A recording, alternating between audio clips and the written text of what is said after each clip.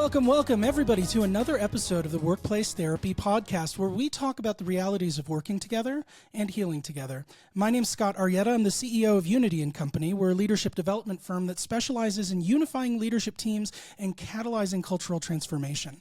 I'm joined today by my co-host, Dr. Sarah Gould. She's Unity & Company's head of learning experiences. Today, we're very excited to introduce Anna Pinkerton. Anna is the leading expert in chronic stress, burnout, and trauma. She's a clinician of over 30 years of experience and works with individual leaders and companies worldwide as a trainer and leadership development specialist. She's the author and founder of Kindness-Informed Leadership Development and is a best-selling author and has 2 books, Smile Again, Your Recovery from Burnout, Breakdown, and Overwhelming Stress, and My Kind of Life in Leadership. Live and lead with kindness for better relationships, be respected, and create impact. Anna, it's our pleasure to have you on the show today. Thanks for joining us. Pleasure's all mine. I'm excited to have this conversation. Thanks for having me. Absolutely. It is our pleasure. So I'll go ahead and just kick off with an introductory question here for you. And I find the kind of work that you do just so fascinating and so needed, especially in today's environment. How did you get into this type of work?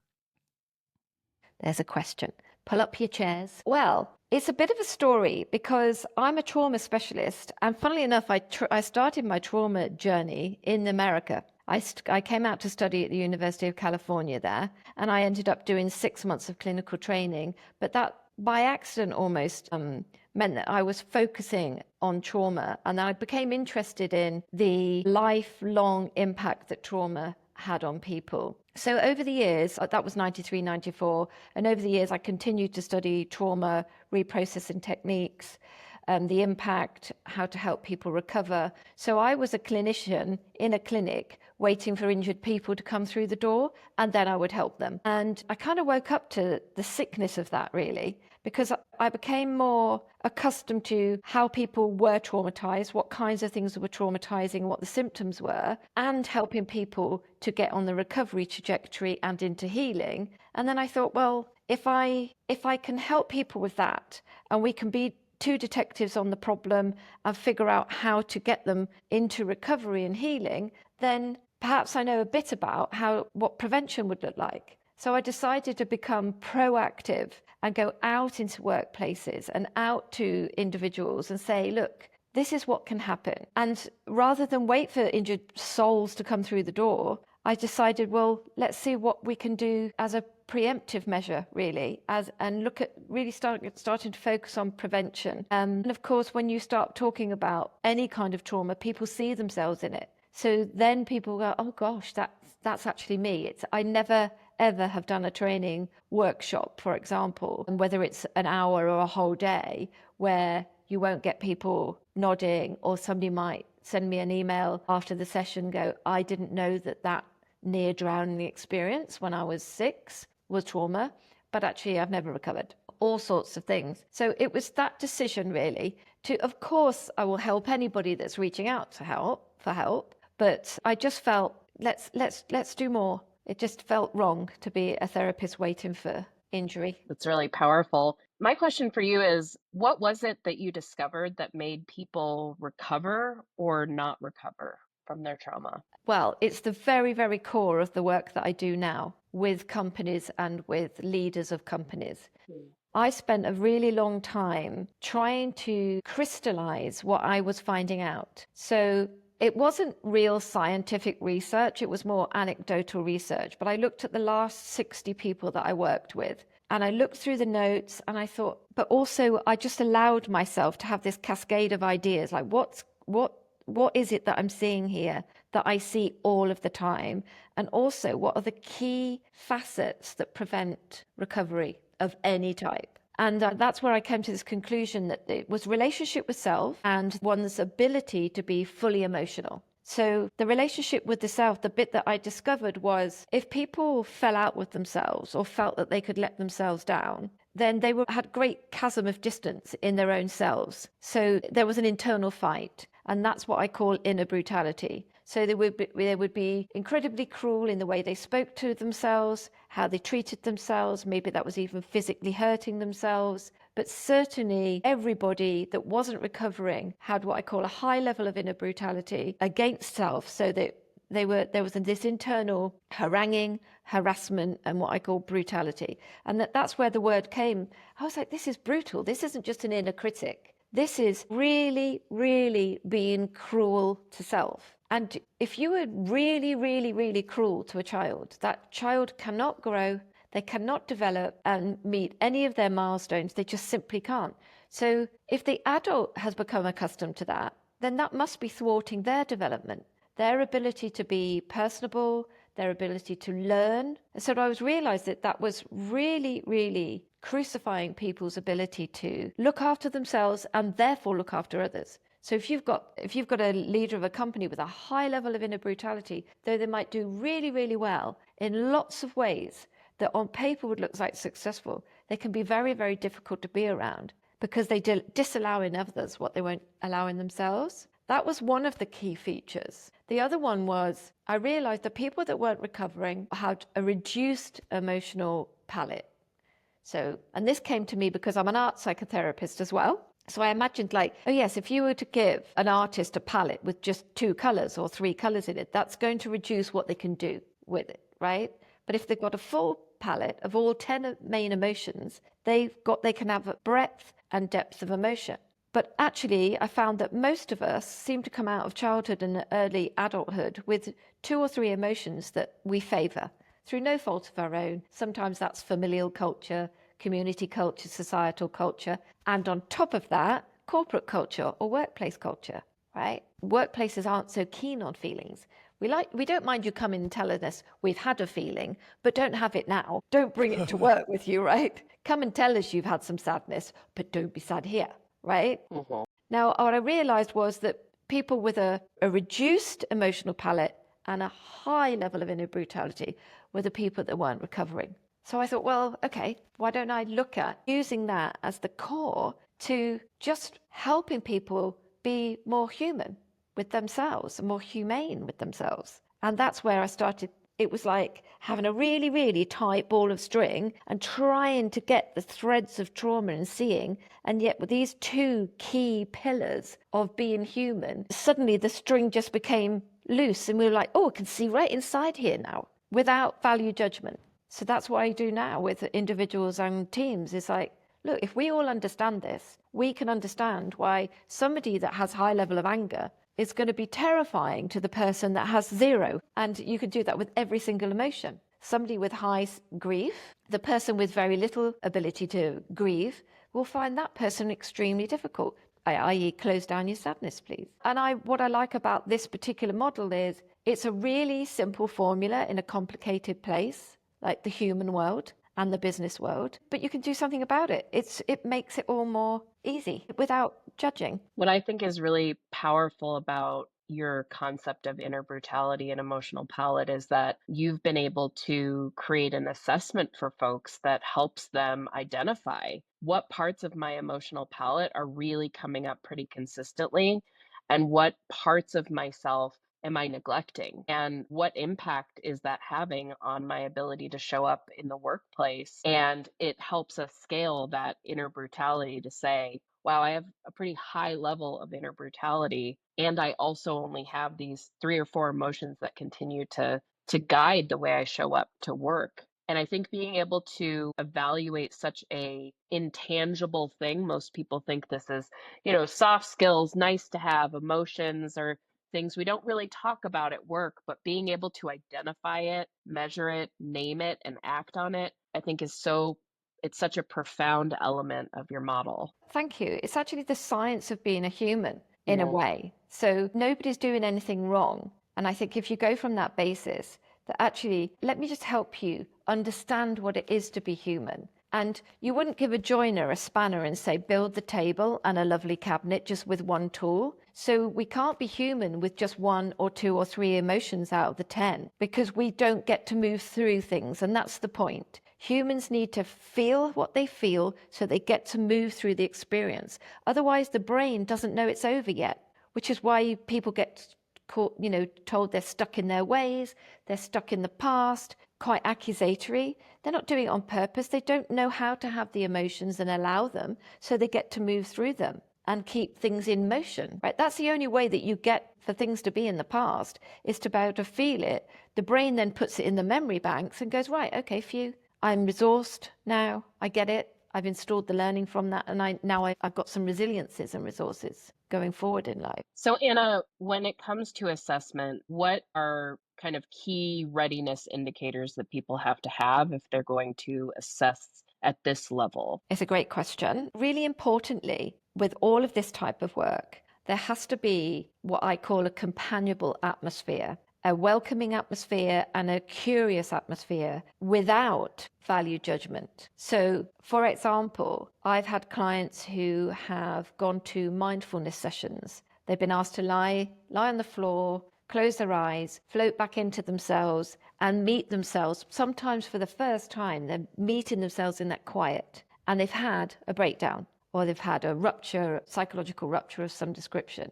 Because if you don't prepare the human, the brain particularly, for what you might find in there, and you need to come alongside yourself. So you go, look, if we do an assessment, we'll share the tools, the self-help tools, which are the inner brutality assessment and how big is your palette, for example. Go in there with kind of like, let me just see where I'm at with this. I don't have to hurt myself with it.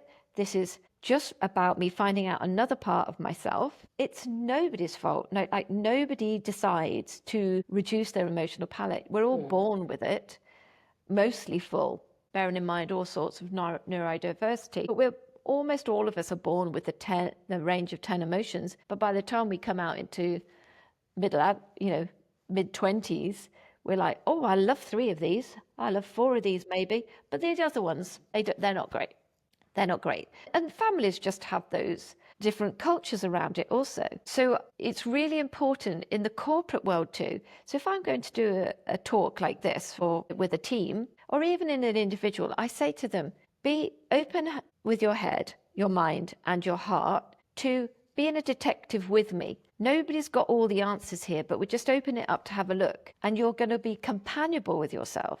I'm going to be friendly and kindly to you and what you will find also. Because what I've noticed, and lots of HR directors have said this over the years, is they've spent thousands, tens of thousands on courses and they can't get people to take it in. But of course they can't. Because if they've got a high level of inner brutality, they're thinking, I'm a stupid idiot already. And they've only got 2 to 3 emotions that are available to them that are easy emotions, I'm saying, favorable emotions to the brain. Then we're asking them to do something they can't do. So that's £50,000 worth of leadership training that they can't take on because too much of this doesn't allow. Once the palette's extended and the inner brutality is reduced, they're like, wow, that the aperture of what they can take in is much, much bigger. Does that make sense?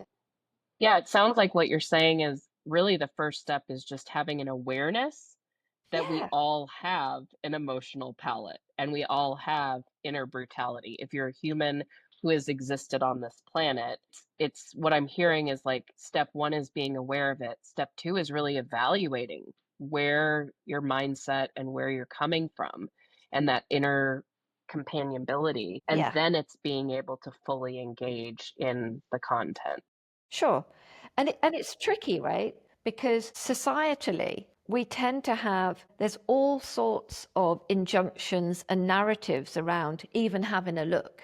Like, don't have a Mhm. look. You might not like what you find. But actually, you're resourcing people. And the thing that I'm not like other therapists in that I think it's quite important to separate yourself from these things that are the neurology of it, if you like, to who you are as a person. You might have a high level of brutality and a reduced emotional palate. It doesn't make you any worse than anybody else. It might make certain things more difficult for you, massively difficult at times, relationships being one of them, but even focusing on task. If you've got a high level of inner brutality and that narrative in here is you're stupid, you're too slow, you're too fast, you never can get it right, it's very hard for that person to settle to task. Very hard for that person to accept a trainer coming in from outside and going, oh, I'm supposed to learn how to be a good leader. Oh, I can't stand myself. So there's so many layers of injunctions first. So for me, it's like it's how do you create a welcoming, open environment to allow the learning to happen? And that goes with everything. This reminds me of conversations that we have with clients all the time with regards to executive coaching, because often we'll talk with organizations who have told us that they've invested in executive coaching in the past and they haven't really seen any definitive results. And this is where we have a conversation with them about doing versus being. And I think like traditional coaching modalities do a decent job on the doing side. Here's what you're doing today. Here's what you could be doing to get different results. And obviously they have different techniques to guide you to those conclusions. It's much more consultative than that. But I think the problem comes when we all as humans have come across those situations where we know the optimal thing to do. And for whatever reason, we just cannot bring ourselves to do it. It just doesn't seem resonant with where we are or who we are in that moment. Right. And what we found in our work with executives, because we utilize an executive coaching methodology that we call somatic coaching, which is trauma informed and trauma sensitive. So not therapy, but it does acknowledge the fact that when we have trouble doing something that we know we should do, oftentimes there is a belief that undergirds our ability not to do that thing. And that belief has its origins in a trauma, often that happened much, much earlier in life. So I tell this story of this executive that we worked with who a new CEO was coming in and was trying to decide who from, the outgoing regime he was going to keep on staff and who potentially needed to be replaced. And he came across this one tenured executive who, in his estimation, was really, really valuable to the team. Super smart, had a strategic mind, really understood the ins and outs of the business. But there was a problem. And the problem was she had no street cred with her team. Her team actually did not like reporting to her at all. So a lot of executive coaches had ended up working with her over the years, trying to teach her how to be a little bit more open, how to develop trust and psychological safety, like really attacking it at the conceptual level. And when we started working with them, what we found out pretty much right away was that this person was raised in an environment where achievement was really emphasized, right? And the way to kind of get acknowledgement, connection, recognition from her family system was to adhere to a very rigid set of achievement-oriented criteria, right? In terms of the way that she behaved and she dressed and how good her grades were in school. And those formed beliefs that really, it manifested in inner brutality of herself, right? Because she would hold herself to those standards even as an adult. But then she would also pay it forward and hold her team to those standards and to those modalities of management, which didn't resonate with everybody on her team universally. In fact, it resonated with very few people. And to her, it was a blind spot because it had been so cemented into her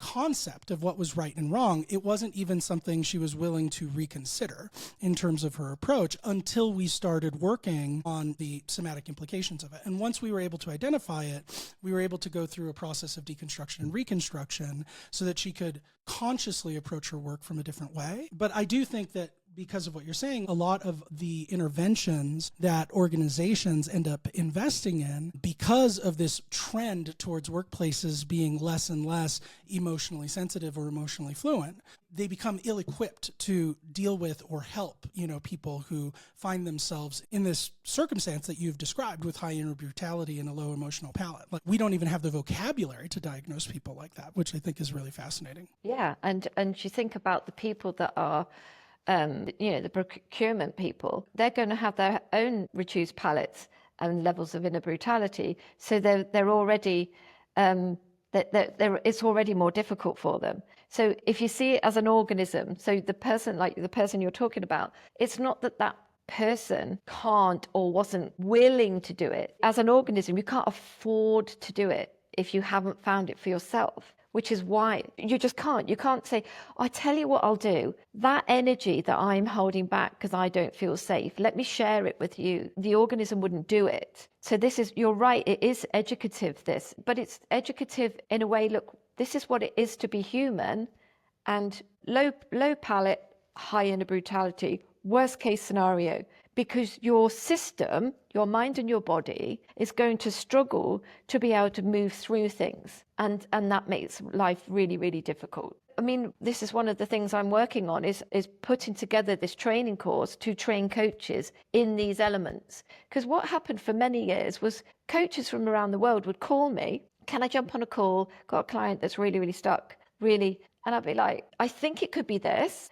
I don't want to say, look, I absolutely know because I haven't met the client. But if the person's gone against themselves, they've got to be able to even agitate that concept. What do you mean? What do you mean I could be for myself? Because you don't have to like everything about yourself to be companionable and to extend your palate. You might not like everything, but you could certainly learn to love yourself and look after yourself better.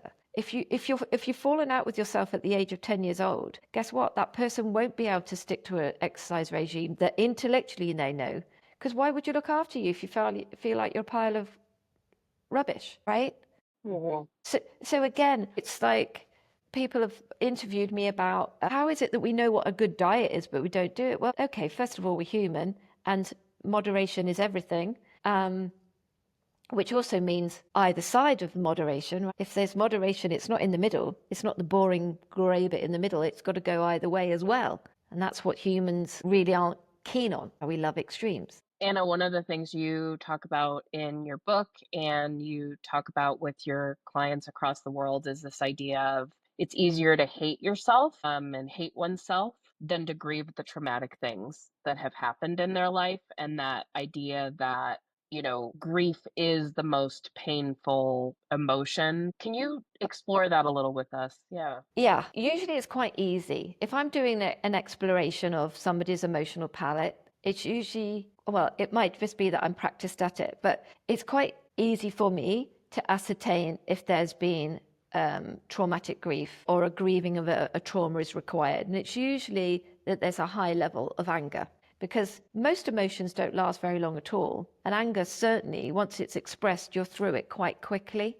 But it often covers grief because grief is the most painful emotion in my experience of 30 years because you've lost something you can't get back. Mm. And the utter agony to the human of that reality. And that means loss of identity, loss of people, loss of jobs, loss of finances, loss of who they thought they were going to be as people. Sometimes when you're doing the inner brutality work and you're trying to reduce it, sometimes it's the grieving of, are you kidding me? I've just spent 30 years haranguing myself and hating myself and mistreating myself. So now I've got to grieve that I've lost those 30 years, and which is tough.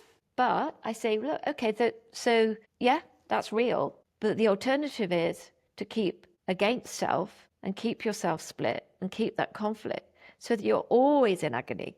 You're always in pain. Whereas if you grieve and you have the emotion and get to move through it, it will become past tense. Whilst you don't have the feelings, it's like it's there. The brain doesn't know it's over yet. Yeah, the brain puts you right back there. So, Anna, I do have one final question for you, which is if you are a leader in a workplace and you see the impacts of this framework of inner brutality and emotional palate at work, in your workplace, amongst your team, maybe amongst your peers, what steps would you recommend that leaders take in order to start socializing the language and the concepts of this internally so that their organizations can start really truly attacking these problems holistically versus turning a blind eye to over half of the equation, which is that emotional piece? Yeah, it's one of my favorite bits, actually. When I'm working with a company, I love to get into that conversation with them. First of all, totally, I normalize this because it's everywhere, like Sarah said. We're all at the mercy of it. So if we take it in a blame-free environment for a start and just say, look, there's these key elements that will catapult your leadership and your, believe it or not as well, your profit margins. It's unbelievable. I still have clients from years ago saying, my God, it's going really well.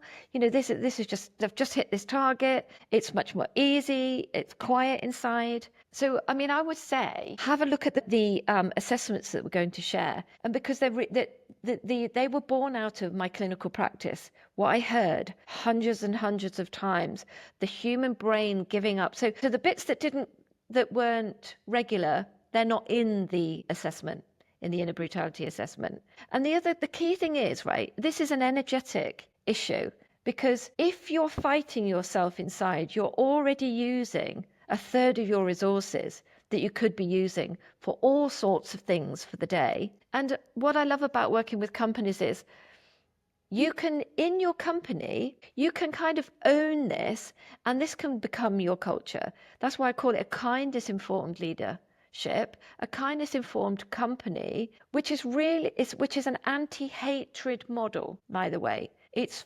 properly on purpose looking at how do we dispel and eradicate the brutality from the workplace. For example, if I'm working with a utility company, it might be that we do use energy as a way of going, okay, what could we look at this? If it's some companies will go, I worked with a water company, for example, and we use the idea of vessels being filled up and drowning in the inner brutality.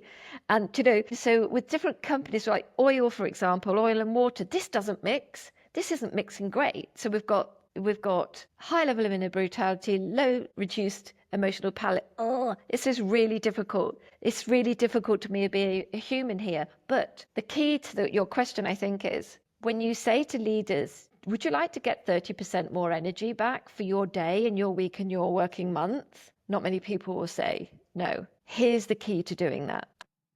I love that.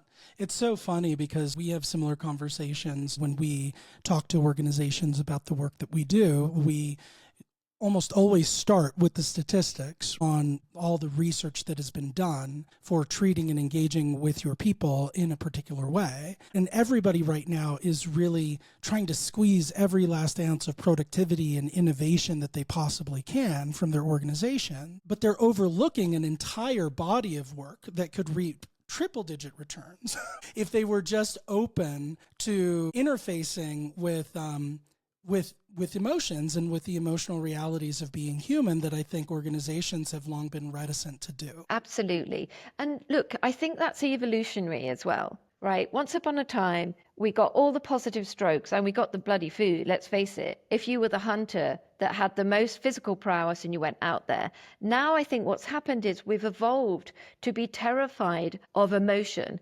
Because guess what? Sometimes it just really, really hurts, right? And when we've got high level of inner brutality, inadvertently, we're really, really, really hurting ourselves. So we're in pain, right? So we don't want to show any emotion because it hurts. We think we're weak for it. We don't want the other humans to see we're weak. No, we're not weak. In fact, to move through the emotions is what resources us and strengthens us, right? It's like swimming through treacle. You're going to get stronger muscles for it if you have the painful emotions and you'll move through them. In fact, the opposite is true. If you don't have your emotions, what you're inadvertently do is your workforce is getting injured over time and weaker over time because they're disallowed having their emotional reactions to things so that they can be, I don't like resilience as in, but resource, like let's say, strengthened by the experience. We're frightened to appear weak, but we're not. We're weak for a time. Grief is so overwhelming and so painful. You are weakened for a time. But once you've moved through it and the learning is installed, you're actually stronger for it. Nobody wants to invite the pain, right? Absolutely. I think that's the thing. It seems counterintuitive, but we all want more resilience and strength, in our teams and in the people that we work with. But are we giving them the opportunity to develop that strength? And I see a parallel there actually to parenting as well. It's something that I've thought a lot about as a parent, especially as my kids are getting older and now can do more things for themselves. I, as a parent, am having to transition to consciously not doing the things that I used to do for them. Right? Even though I'm happy to do it, even though it makes me feel connected to them, because they're not building competence and confidence in themselves, and they're not building that resilience and that ability to know, hey, I can deal with this ambiguity. It might hurt for a time, might be inconvenient for a time, but I've got that strength and I can identify that in myself now. I think we need to create more environments and circumstances at work where people can develop similar levels of professional competence. You've absolutely put that so beautifully, because what you're describing with your child is that as much as you have the need, you've put your child in the center. And what I see in companies again and again is they see a leadership program that doesn't focus on the people. If you focus on the people, everything you need to know is in them and you bring your skills to match them. You cannot just grab something off the shelf and go, here it is. So it might sound that that's what I'm doing. I go, oh, goody, I've got a model. But what I'm doing when I'm with an individual that is CEO or founder, let's say, is I'm working with that person where they're actually coming from, what is in there in the palette and in the brutality, and how do we work with that? And so it's a simple model, but I'm not going, let me tell you how to run your company. Once you've done all of this, you won't need to, right? You're freeing them up. Anna, we call it at Unity, we call it responsive facilitation. So it's kind of the anti, typical traditional training and coaching model where you're dispelling some wisdom and solution, the silver Yeah. bullet to them. Whereas our take is you have to be responsive to the human being in front of you first. It is not our job to dispel. Whenever we go into a training, one of the things I always say is like, the wisdom is already in the room. The brilliance, the genius, the talent, the innovation exists already. Yes. Our sole purpose is to facilitate the unlocking of it. Yeah. And the biggest, in my experience, the biggest blockage to that is the relationship with self. Is that nobody is going to, no, they don't realize how much they've actually got if the decision about self is, I can't do it, I'm not good enough, I'm too fast, too slow, I'm worse. I mean, I'm talking brutal, but perhaps not the language for here. This isn't somebody who's critiquing their skills. This is somebody who's being highly critical, highly brutal, and can't allow that person. So that's why I start with those really. What's behind there? It's okay that you feel that way for the time being, but you weren't born that way. Usually people are like flabbergasted when I say that. How many 5-year-olds do you see saying, hey, look at me, I've got a play, it's brilliant, I've got a play. By 15, 20, who's saying that? Right? Mhm. It's a shame. But the thing is, I feel so optimistic about it at the same time. I know I spend my life talking about this, but how cool is it that you can just bring these concepts and say, look, just behind that wall, right? However thick that wall is, just behind that brutality, there's oodles of interesting things about you, oodles of dreams that your system is having to squash. And of course it has, because it's really painful. But you know what? Here's some energy back. Well, thank you so much for joining us on the podcast today, for just sharing your wisdom and a little bit more about the work that you do with us. One of the things I'd like to ask you as we're ending our time together, if there's any listeners on the podcast who are just fascinated by the work you do and might want to reach out to you for more information or to possibly explore the possibility of partnering with you in the future, what's the best way for them to get in contact? Well, my website is very easy. It's just annapinkerton.com. You can find me there, and there's a way of contacting me there. But also LinkedIn, just send me a private message on there. By all means, that's absolutely fine. Great. Well, that wraps it up for today's episode. Thank you all for tuning in for our enlightening conversation with Anna Pinkerton. If you enjoyed this podcast and content like it, please consider subscribing on Apple Podcasts, Spotify, or wherever you get your podcasts. And if you're interested in learning more about Unity and Company and the work that we do, just reach out to us at info@unityandcompany.com. Thanks so much. We'll catch you all next time.